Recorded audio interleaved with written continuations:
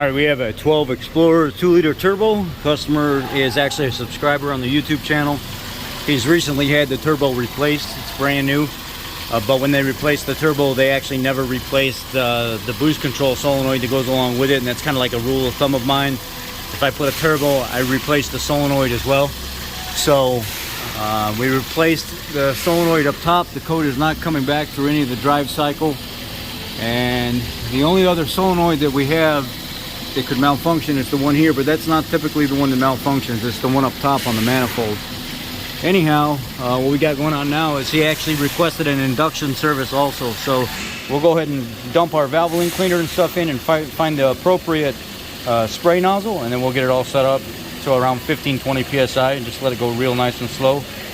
We'll regulate the psi based off how the engine's performing and it's sitting here idling. Now this is a Valvoline cleaner that we use, and it is really strong stuff. You smell it, it almost makes your eyes burn. So oh wow, this stuff really smells. Woo-wee, stinky.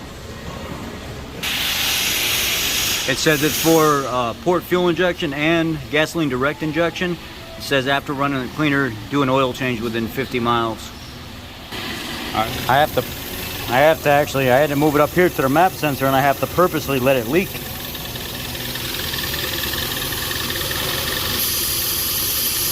So it'll stay running.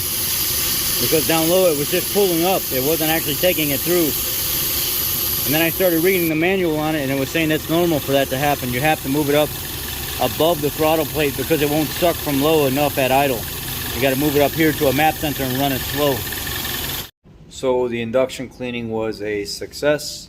Check engine light did pop on, but that's normal because you're dumping a bunch of extra fuel into the intake manifold as you're cleaning. And we went and took it out, blew all the little smoke and stuff out of it after a deep induction cleaning, and everything ran great. It's making plenty of boost. No more check engine light came on because of the solenoid that was replaced. Actually, I'll show you what the solenoid is real quick. It sits right on top of the intake manifold, where I had that line where the map sensor's at, but up top in the center by the valve cover. And this was the bad solenoid.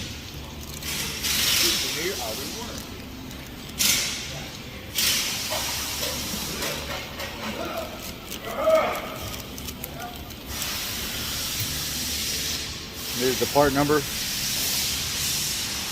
VL3Z9K378 Alpha.